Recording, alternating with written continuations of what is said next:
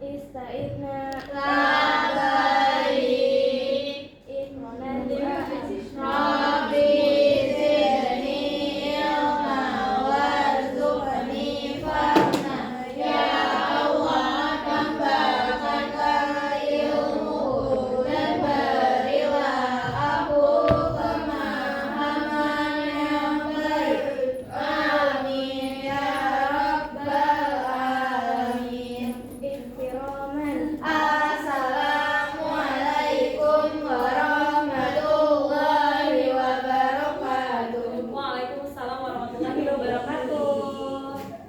Oke, teman-teman gimana kabarnya hari ini? Alhamdulillah baik. Oke, hari ini kembali lagi sama saya Bu Anissa di pembelajaran IPA di topik 1 yaitu pertumbuhan dan perkembangan manusia. Nah, minggu lalu kita kan udah ngebahas tentang pertumbuhan dan perkembangan manusia dari fase ke fase ya, dari embriogenesis, mulai dari dalam rahim ibu, terus masuki masa anak-anak, remaja dan seterusnya. Nah, sekarang kita mau fokus ke pertumbuhan dan perkembangan yang terjadi di Indonesia khususnya pada anak-anak, yaitu tentang fenomena stunting. Jadi hari ini kita bakal belajar tentang membangun generasi sehat di Indonesia tanpa stunting. Nah, apa sih yang kalian ketahui tentang stunting? Ada yang mau bantu aku jawab? Samara. Kalau sepengetahuan aku tentang stunting adalah kondisi gagal tumbuh pada anak yang disebabkan oleh kekurangan gizi kronis dan juga infeksi berulang, terutama pada 1000 hari pertama kehidupan. Apa sih Samara? Apakah teman-teman ada yang punya pendapat lain atau setuju dengan pendapatnya Samara? Setuju. Oke, iya betul. Jadi stunting itu ini banyak sekali terjadi di Indonesia ya guys gitu, apalagi di negara-negara berkembang gitu. Nah, maka dari itu masalah ini menjadi masalah yang urgent atau masalah yang penting untuk kita ketahui bersama supaya kita sebagai pelajar itu yang sebagai anggota masyarakat juga bisa mengetahui peran apa sih yang bisa kita lakukan untuk menekan si stunting ini. Nah, learning goals kita pada pembelajaran hari ini yaitu ada 3. Yang pertama, kita bisa mengidentifikasi faktor penyebab stunting. Terus juga kita bisa menilai peran masyarakat dalam pencegahan stunting di Indonesia. Dan yang terakhir, teman-teman sebagai pelajar bisa membuat upaya preventif melalui media sosial untuk pencegahan dan edukasi stunting terhadap masyarakat. Oke, minggu lalu kan Bu Anissa ngasih tugas ya? Ya, tugasnya apa? Kita wawancara kemana? Itu Ke Posyandu boleh. Ada wawancara ke bidan ada? Gak ada. Dokter umum? Gak. Berarti semuanya ke Posyandu ya? Oke, sip. Nah, jadi sekarang teman-teman silahkan presentasi hasil wawancara dan infografisnya. Oke, kelompok pertama siapa yang mau maju duluan? Oke, sip. Silakan kelompok Afia. Silakan maju duluan.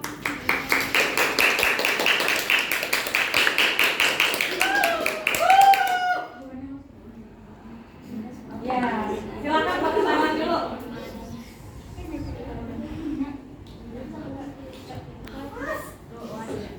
Assalamualaikum warahmatullahi wabarakatuh. Waalaikumsalam warahmatullahi wabarakatuh. Halo teman-teman, aku minta waktunya di sini untuk mempresentasikan tugas biologi dari kelompok 3 kami, yaitu untuk mewawancara dari Ibu Posyandu, yaitu stunting. Di sini ada dokumentasi pas lagi wawancaranya. Bisa sih. Itu bisa jadi juga nanti berpengaruh pada ketika dia hamil. Sudah jadi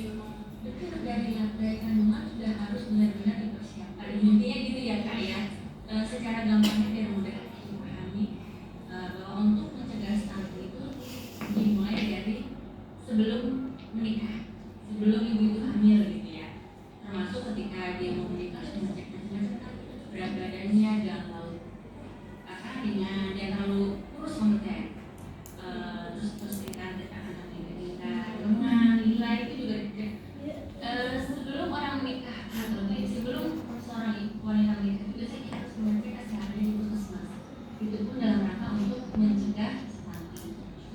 Jadi dalam hal stunting itu biasanya ada anak kecil yang dari hasil wawancara ini kami mendapatkan sebuah data dan infografis yang bisa kita buat. Ini data dari ibu PKK yang kita wawancarai. Jadi di sini kelihatan kalau di 2016 kasus stuntingnya lumayan tinggi, tapi kemudian turun dari 2017 sampai 2019. Tapi di sini ada peningkatan lagi waktu 2019 sampai 2020. Setelah itu turun lagi.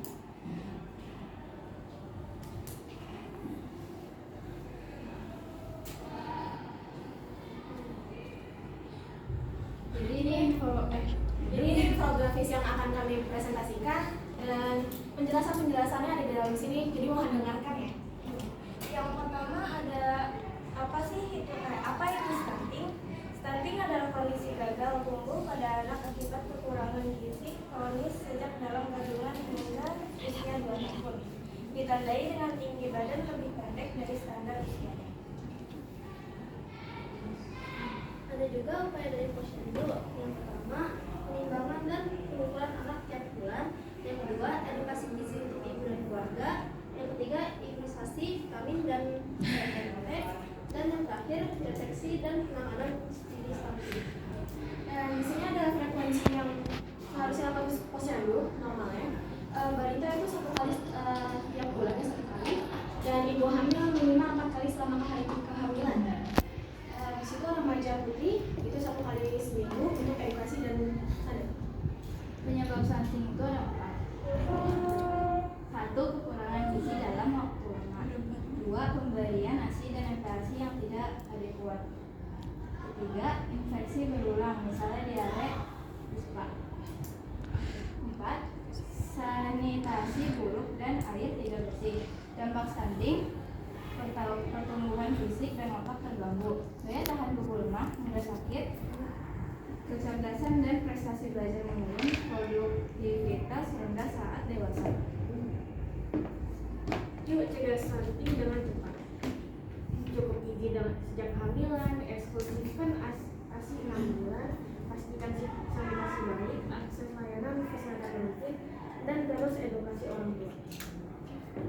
Jadi sekian dari presentasi kami yang bisa kami sampaikan. Ini dari hasil wawancara yang ditugaskan oleh Bu Anissa untuk tentang stunting. Kurang lebihnya mohon maaf. Wassalamualaikum warahmatullahi wabarakatuh. Waalaikumsalam warahmatullahi wabarakatuh.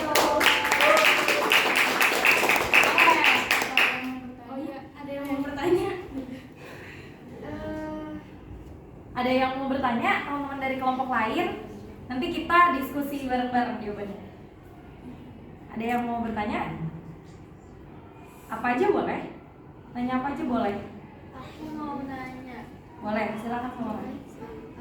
Aku mau nanya, tadi ibu-ibu posyandunya sempat bilang kalau perempuan sebelum hamil, sebelum menikah itu kan harus udah tetap menjaga apa ya, mungkin dari segi kondisi gizi ataupun kesehatannya gitu. Aku mau nanya, menurut kalian itu penting gak sih dan apa pengaruhnya semisal ibu hamil ini mengalami komplikasi selama kehamilan? Apakah itu berpotensi menjadi anaknya mendapatkan stunting atau tidak?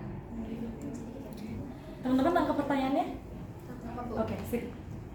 Mau diskusi dulu boleh? Diskusi dulu baru jawab boleh? Sini.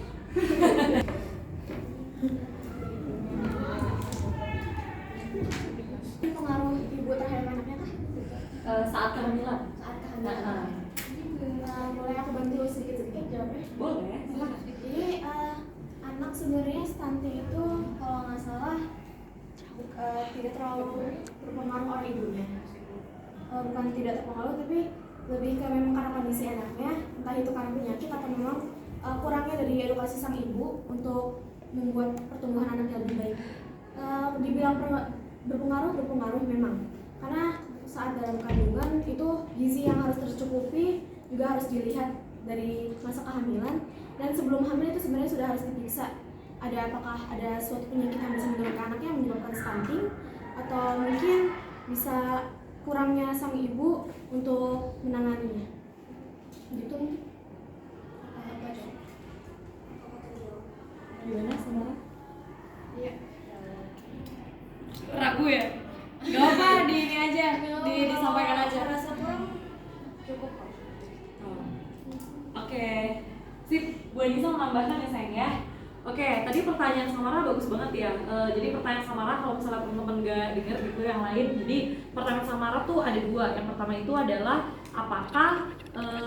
apakah saat kehamilan itu sangat berpengaruh terhadap pertumbuhan anak. Jadi misalnya nih kalau misalnya ibunya tidak mencukupi gizi, itu nanti anaknya bisa stunting atau enggak, apalagi kalau misalnya ibunya ini mengalami komplikasi tertentu saat kehamilan gitu ya, betul ya. Itu menyebabkan stunting atau enggak. Nah, seperti yang tadi teman-teman sampaikan ya, bahwa stunting itu adalah gagal tumbuh kembangnya anak saat 1000 pertama kehidupan. Dimana 1000 pertama kehidupan ini, hari pertamanya itu bukan hari pertama setelah lahir, tapi hari pertama saat dalam kandungan. Jadi kalau teman-teman tahu di beberapa negara ada yang dia tuh punya aturan menghitung umur itu bukan setelah lahir, tapi menghitung umur itu pas dari kandungan. Jadi ada yang ada yang umur internasional, ada yang umurnya tuh umur lokal negaranya. Tahu negara apa yang menghitung umur seperti itu? Korea, betul. Nah, Korea tuh kayak gitu. Kenapa? Karena memang ternyata teman-teman embriogenesis atau perkembangan janin itu dimulai dari pertama kali sperma sama ovum tuh ketemu gitu ya. Jadi hari pertama kehidupan tuh di situ. Nah, terus juga saat perkembangan janin selama 9 bulan 10 hari di dalam tubuh ibu. Nah, itu juga berkembang semua organ di dalamnya, termasuk otak, terus jantung, otot, syaraf kayak gitu ya. Nah, ketika si ibu ini tidak mencukupi gizinya, maka pertumbuhan dan perkembangan organ-organ yang tadi itu juga akan terganggu gitu. Makanya teman-teman pernah lihat kasus ini nggak? Ada bayi yang dilahirkan tapi nggak ada tempurung kepalanya. Jadi dia tuh cuma bagian depan, terus isi kepalanya kelihatan, itu tuh nggak ada tempurung kepalanya. Bukan tempurung kepala, tempurung apa sih ya? Batok kepala ini loh, ini nggak ada.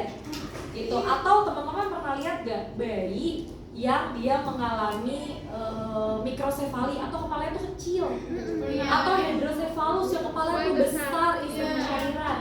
Nah, apakah itu terjadi ketika si anak ini lahir, kesalahan saat ini lahir? Enggak kan? Nah, itu terjadi akibat dari saat masa kehamilan ibunya itu kurang mengkonsumsi asam folat. Gitu. Asam folat itu adalah turunan dari omega 3. Jadi dia masih diferensiasi dari protein gitu. Nah, itu salah satu contoh kecil gitu. Nah, gizi kan harus seimbang ya. Ketika ibu hamil itu tidak memenuhi gizi itu, maka bisa berpengaruh nih sama perkembangan pertumbuhan organ yang di dalam tadi gitu. Makanya kehamilan itu sangat berpengaruh sama si kondisi anak, apakah dia bisa stunting atau enggak. Tapi selain kehamilan, yang sangat berpengaruh juga itu ya terkait setelah lahir sampai usia berapa tahun? 2 tahun gitu. Jadi itu satu kesatuan tuh. Jadi kita sebagai wanita tuh punya peran yang besar ya. Karena kita juga harus mempersiapkan kehamilan. Saat hamil gizinya harus dijaga, sebelum hamil bahkan kita tuh juga harus memperhatikan gizi teman-teman. Makanya perempuan itu kebutuhan akan zat besi sama asam folat itu 3 kali lipat dibandingkan laki-laki. Tapi kita nih ya, kita tuh potensi anemia sama osteoporosis itu kita lebih tinggi dibandingkan laki-laki. Karena kita akan hamil, kita akan melahirkan yang butuh banyak zat besi, asam folat dan kalsium kayak gitu. Ya, makanya kan kalau Rasulullah ketika ditanya sama sahabat tuh siapa sih yang harus dihormati? Bukan ayah kan? Siapa dulu? Ibu. Terus ditanya lagi jawabnya ibu, ditanya lagi jawabnya ibu. Karena kita 3 kali berpotensi lebih risiko yang tadi ya, osteoporosis, anemia dan lain-lain. Itu mah baru masalah gizi. Apalagi kalau komplikasi, teman-teman tahu komplikasi? Komplikasi itu adanya satu sindrom atau satu penyakit, bukan lebih dari satu. Itu bisa membahayakan kehamilan, bahkan bukan stunting aja, itu bisa menyebabkan kematian pada anak dan ibunya kalau komplikasi. Oke, gitu Samara ya. Siap Ibu. Oke, teman-teman ada yang mau nanya lagi? Enggak? Oke, sip. Oke, silahkan ditutup kalau gitu nih. Kemudian presentasi dari kami. Mohon maaf kalau ada salahnya. Wassalamualaikum Warahmatullahi wabarakatuh. Waalaikumsalam warahmatullahi wabarakatuh. Kasih salut yuk buat kelompok Hafsa. Gimana ya, Bu? Emang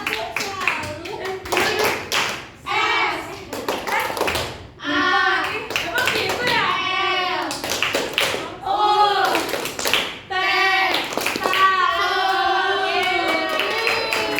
Makasih ya. Oke, teman-teman, karena tadi kita sudah membahas tentang stunting bersama kelompok Hafsa dan tadi juga ada tanya jawab. Sekarang kita mau proses ya, kita mau menguji pengetahuan kalian tentang pertumbuhan dan perkembangan manusia. Teman-teman bisa scan barcode yang ada di sini. Kalau misalnya nggak bisa scan barcode, bisa ketik di Google join Kahoot. Nanti masukin game pin yang ada di sini. Kita 20 ya? Pas. Ada yang nggak masuk? Sarah, 19. Berarti 19.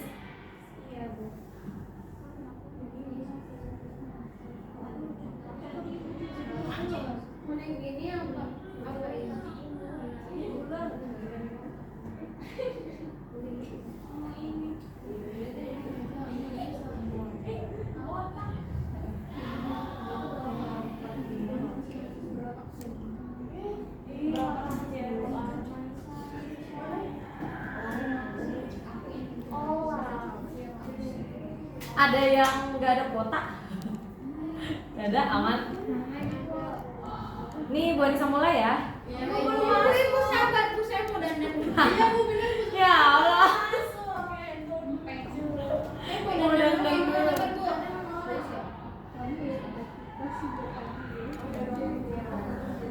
Itu nggak ada saya Bu. Ih, nggak tahu ya. Itu nggak ada saya Bu. Itu ada Cita tahu. Mana? Bebek. Oh iya. Kok nggak ada aku? Dewi nggak ada Bu. Ada anjing. Iya maksudnya. Ayo, Udah Bu, yuk. mulai. Oke, aku start ya. Ayo, aku rubah, aku yang rubah. Nggak apa-apa. Kok naturalnya begitu kalian? 3, 2, 1. Ini jawabannya bisa lebih dari satu ya. Jadinya stunting. Oh, gini.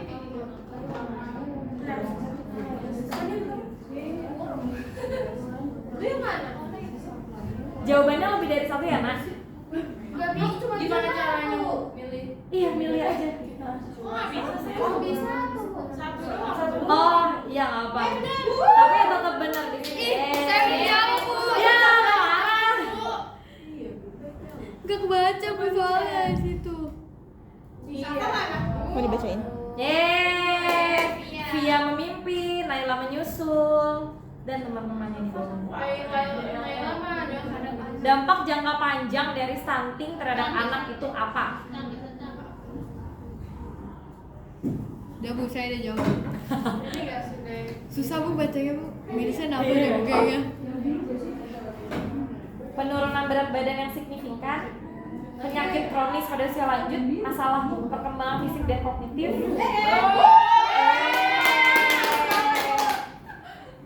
Aku habis.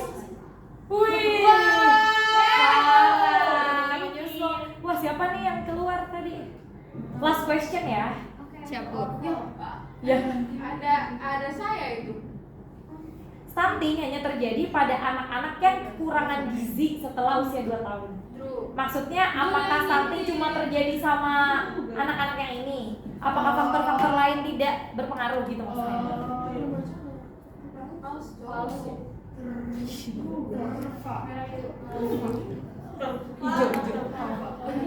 Yeay. Jawabannya false. Kenapa false? Karena bisa Karena berkandungan. kayak yang tadi kita bahas, 1000 hari. ibu hamil itu kan juga kalau ibu hamil yang kurang gizi itu kan juga bisa mengalami stunting anaknya. Betul.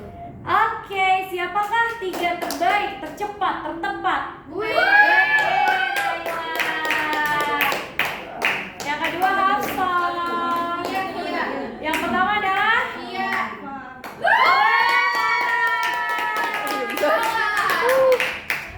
Oke, selamat. Jawab satu pun. Oke, ya teman-teman Wow, boleh Aku bisa posisi. taruh HP-nya di meja masing-masing dulu. Sekarang kita mau menyimpulkan pembelajaran hari ini ya. Siap Ibu. Sip. Ada yang bisa bantu aku ngasih kesimpulan? Iya. Apa dua pelajarannya? Aku malah dari luar. Dua pelajaran yang bisa aku ambil dari pelajaran biologi hari ini tentang stunting. Yang pertama, aku jadi tahu apa itu stunting, gimana cara mengatasinya, gimana solusinya. Dan yang kedua, aku jadi mau hidup lebih sehat, apalagi kan aku masih remaja, jadi aku pengen terus untuk hidup sehat dan bisa menjaga pola-pola kehidupan aku. Jadi aku nggak mau aku sampai stunting, keturunan aku sampai stunting, atau adik-adik atau keluarga aku sampai stunting, seperti itu. Oke, terima kasih Nadia. Kita sebagai perempuan itu sangat punya peran terhadap pertumbuhan dan perkembangan anak-anak kita nanti, atau misalnya masyarakat di sekitar kita gitu ya. Pertama dimulai dari diri sendiri dulu. Kita sekarang nih, meskipun teman-teman belum hamil dan mungkin rencana hamilnya misalnya kayak 10 tahun lagi atau berapa tahun lagi, tapi tetap aja nabung kesehatan itu adalah investasi yang paling mahal gitu ya. Jadi teman-teman mulai sekarang harus banyak harus banyak concern terhadap makanan, gaya hidup supaya nanti tidak mengalami kekurangan gizi saat hamil. Jadi prepare-nya tuh dari sekarang gitu ya. Terus juga tadi Azia juga bilang ya kalau kan kita mau ya nggak ada kasus-kasus stunting lagi di kemudian hari gitu. Maka kita perlu apa?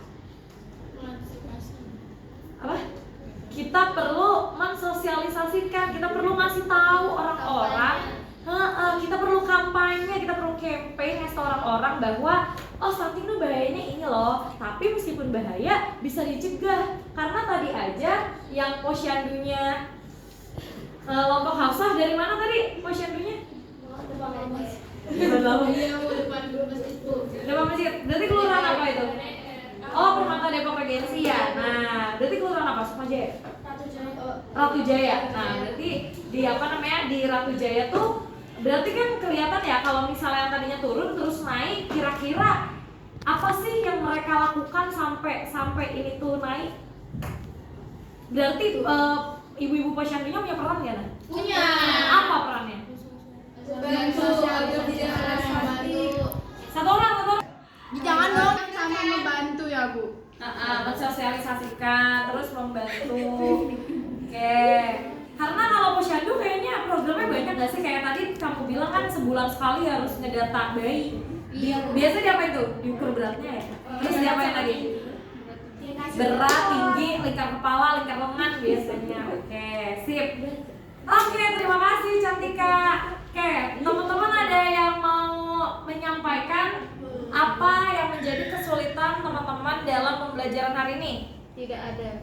Tidak ada, beneran. Emang kemarin waktu wawancara nggak ngerasa kesulitan? Ya, Safa. Kenapa lingkar kepala juga diukur? Oh, mau nanya. Kenapa lingkar kepala juga diukur? Ya, karena lingkar kepala itu kan dalamnya ada otak ya.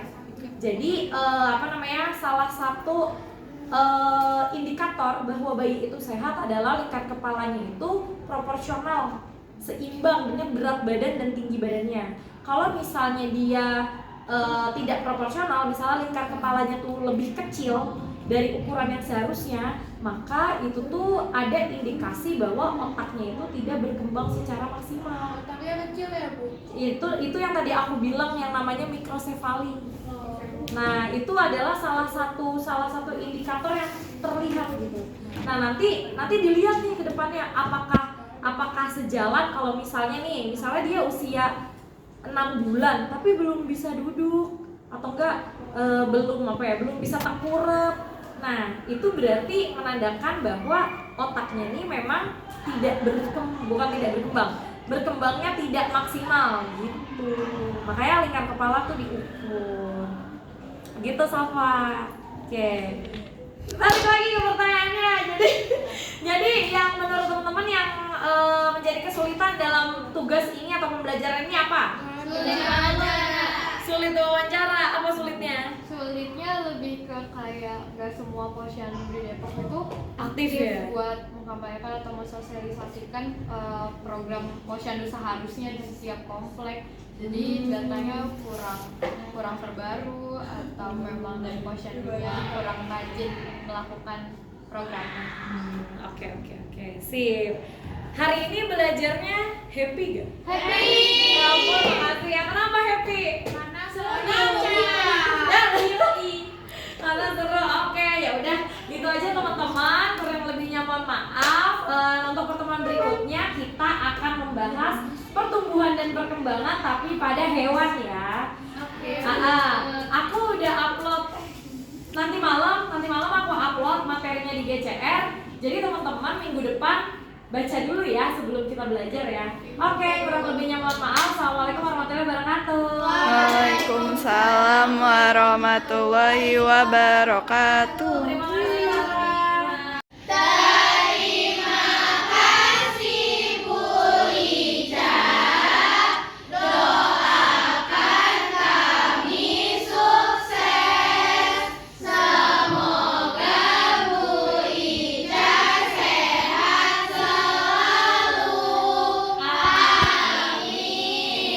Terima kasih juga kelas Aisyah. Semoga kalian menjadi generasi emas yang bisa bermanfaat buat masyarakat.